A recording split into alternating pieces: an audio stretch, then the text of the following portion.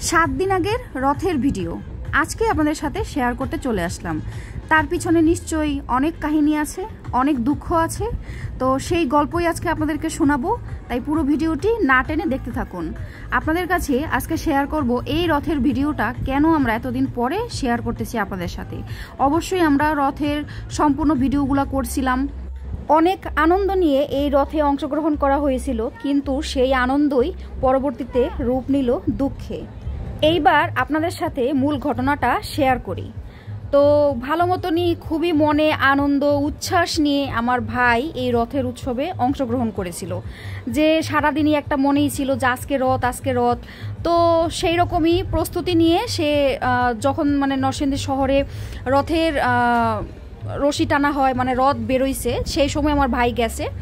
তো এটা হচ্ছে যে বাজির মোড়, এখানে দেখতে পাচ্ছেন গোলাপ চত্বরের এরিয়াটা। তো সেই রথের উৎসবে যখন অংশগ্রহণ করছে পুরোটাই খুব আনন্দ, খুবই সব কিছুই ঠিকঠাক, কোনো কিছুই সমস্যা ছিল না। তো ভিডিও করে ভালোই রথের উৎসবে অংশগ্রহণ করছে এবং ভিডিও করছে।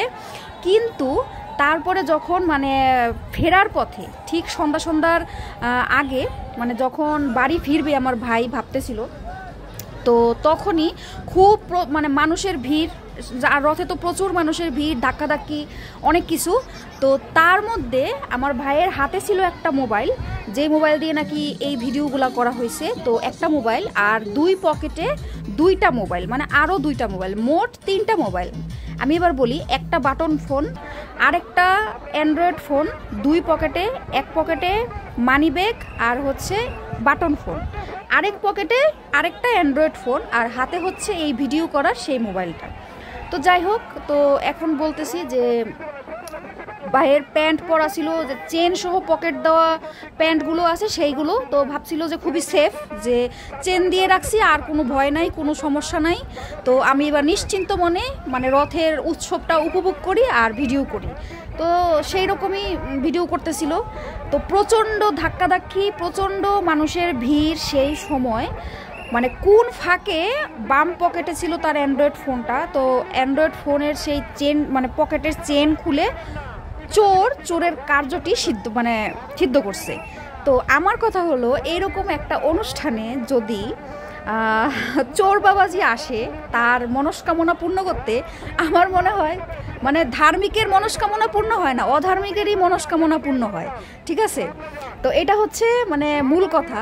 তো আমরা যারা এইসব উৎসবে অংশগ্রহণ করি, তো তারা আমরা যেই উদ্দেশ্য নিয়ে যাই, হয়তো সেই উদ্দেশ্য আমাদের পূরণ হয় না। যারা এরকম চুরি অসৎ কাজ করতে আসে তাদের উদ্দেশ্যই সফল হয়। আজকের এই যুগটা কীরকম হয়েছে সেটাই হচ্ছে প্রশ্ন। তো এই যে ভিড়, প্রচুর ভিড় সেদিন, আপনারা যারা এই রথের উৎসবে ছিলেন তারা হয়তো জানেন তো কি পরিমাণ ভিড় ছিল সেদিন।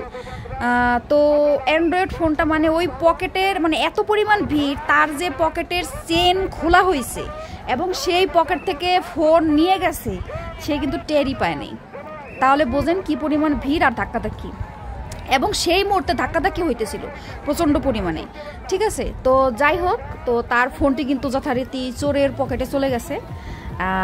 চোর তার কার্য সিদ্ধ করছে। তো হঠাৎ যখন সে টের পাইলো যে আরে আমার তো পকেটে কিছু দেখি পকেটে মোবাইল টোবাইল সব কিছু ঠিকঠাক আছে কিনা, চোর ফোনটা নিয়ে যাওয়ার ধরেন যে আধা মিনিট কি 1 মিনিটের মধ্যেই সে টের পাইছে। তখনই দেখে যে মোবাইলটার পকেটে নাই, আরেক পকেটে যে বাটন ফোন মানি ব্যাগ সেইগুলো আছে, সেইগুলা আর কিছু হয় নাই, হাতের ফোনও কিন্তু ঠিকঠাক। তো এই যে তখন আর কারে আপনি ধরবেন এই এত ভিড়ের মধ্যে? চোর তো তার কাজ করে সে তার মতন চলে গেছে, কিন্তু আপনি এবার কারে ধরবেন? কারোরই তো ধরার মতন না, কি আর করার। সেই এত আনন্দ, এত সব কিছু সবই তো তখন দুঃখে পরিণত হয়েছে, তাই না? তো একটা মোবাইল, বহুত কষ্টের পরেই মানুষ কিন্তু একটা মোবাইল কিনতে পারে। এটা মোটামুটি এই যে তারও একটা ঘটনা আছে, এই যে যেই মোবাইলটা চুরি হয়েছে এটা গত 1 বছর আগে মাত্র কেনা হয়েছিল, এবং যেই দিন চুরি হয়েছে ঠিক তার গত 1 বছর আগে ওই দিনই 27শে জুন সেই 27শে জুনই 2024 সালের ওই মোবাইলটা কেনা হয়েছিল। সেইটা তারও পিছনে আরেকটা ঘটনা আছে, তা সেটাও একটু বলি আমি। মানে ঘটনা বলতে বলতে আর কি অনেক ঘটনা বলা হয়ে যায়। তো আমার ভাই গেছিল ঢাকায় কোনো এক কাজে, তো সেই কাজ থেকে ফেরার পরে যে বাসে উঠলো, বাসে ওঠার পরে হালকা হালকা জ্যাম পড়ছে, তো বাসটা একটু স্লো করছে, তা হাতে মোবাইল ছিল, জানালার ধারে বসছিল। তো সেই সময় যে ছিনতাইকারী ওই জানলা দিয়ে মানে টপকে ওই হাতের মানে চলন্ত বাস থেকে হাত থেকে মোবাইলটা একদম টান দিয়ে নিয়ে গেছে। যাই হোক, ওই ঢাকায় বসে একটা মোবাইল চুরে নিল। তো ওই দিন বাসায় আসায় পরে তার পরের দিনই এই মোবাইলটা কিনছিল, যেটা নাকি রথ থেকে চুরি হয়েছে। তো মানে ঠিক 1 বছরের মাথায় আরও একটা ফোন চুরি, মানে পুরো 1 বছরের মধ্যে ধরতে গেলে 2টা মোবাইল চুরি।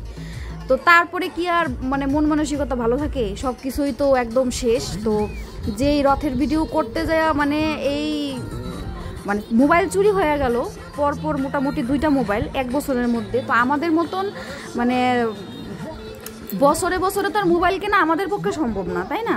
তো বছরে বছরে মোবাইল কেনা যাদের অনেক টাকা পয়সা তাদের হয়তো সম্ভব, আমাদের মতন মানে মানুষের সম্ভব না।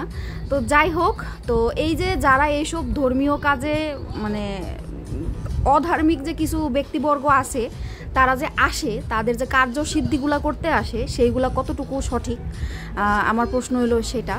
তো এই যে এত সুন্দর একটা অনুষ্ঠান, সবাই তো একটু আনন্দ করতে যায়, মজা করতে যায়, জগন্নাথের দর্শন করতে যায়। তো সেই জগন্নাথ দেবের দর্শন করতে কি মানে কি যারা চুরি করতে আসে তারা কি খালি চুরি করতেই আসে? তাদের কি মানে কি এগুলার কি কোনো মানে বিচার নাই, কিছু নাই? কত কত মোবাইল যে এই একটা রথের উৎসব থেকে চুরি হয়েছিল, মানে সেটা মনে হয় আমার হিসাবের বাইরে। যারা যারা এই রথে গেছেন বা যাদের যাদের মোবাইল চুরি হয়েছে তারা তো অবশ্যই জানেন যে কি পরিমাণ এই যে এই ভিড় থেকে মোবাইল চুরি হয়েছে, আর কার ব্যাগের থেকে কে কোন সময় কি চুরি করতেছে টের পাওয়ার তো কোনো উপায় নাই। তো যাই হোক, এই ছিল মোটামুটি দুঃখের কথা। তো মোবাইল চুরি নিয়ে গেছে, আর ভিডিও শেয়ার করার মতন সেরকম কোনো কিছুই ছিল না। পেজের অবস্থা খুবই খারাপ, শোচনীয়, মানে একটা জীবিত পেজ একদম এখন কোমায় চলে গেছে যা বলতে গেলে। এখন আপনারাই ভরসা সেই কোমা থেকে উঠিয়ে আনার জন্যে। মোটামুটি এখন অক্সিজেন চলতেছে সেই পেজের, আপনারা একটুখানি ভরসা দিয়েন, একটুখানি লাইক কমেন্ট শেয়ার করে দিবেন, তাইলে যদি সেই অক্সিজেনের মাস্ক ছড়াইয়ে কোমা থেকে অন্তত আমাদের পেজটা একটু মানে বেরিয়ে আসতে পারে। তো আপনাদের সাথে সেই দুঃখের ঘটনা শেয়ার করলাম। তো এই হচ্ছে আজকের আমার রথের ভিডিও। রথের ভিডিওটা যেভাবে শেয়ার করব ভাবছিলাম, তো সেইভাবে আর শেয়ার করা হইল না। তো আপনারা এমনি শুধু ফুটেজ দেখতে থাকেন, আর হালকা হালকা আমি একদম অরিজিনাল মানে ভয়েস রেখে দিছি, আর আমার ভয়েসও সাথে আছে। যাই হোক, আজকের মতো এখানে আমি বিদায় নিই। সবাই সুস্থ থাকবেন, ভালো থাকবেন। আর উল্টো রথ তো এই আর 5 তারিখে। তো যাই হোক, আপনারা এই উল্টো রথের দিনও হয়তো এরকমই ভিড় হবে, এরকমই মানুষের মোবাইল চুরি যাবে। অনেক কষ্টের একটা মানে এই মোবাইলগুলো মানুষের অনেক কষ্টের মানে টাকা, সবাই তো কষ্ট করেই টাকা রোজগার করে, তাই না? তো সেই কষ্টের টাকাগুলো আরেকজন অধার্মিক মানুষ এসা মানে খুব সহজে একদম তার কোনো পরিশ্রম নাই, কি সুন্দর পকেটের চেন খুলে মোবাইল নিয়ে চলে যায়। মানে কত সহজ না বিষয়টা, মানে একদম তাদের আর কোনোই কিচ্ছু পুঁজি নাই, কষ্ট নাই, গায়ের ঘাম জড়ানো নাই, কোনো কিচ্ছু নাই। যাই হোক, আজকের মধ্যে এখানে বিদায় নিই। সবাই সুস্থ থাকবেন, ভালো থাকবেন, সবাইকে টাটা।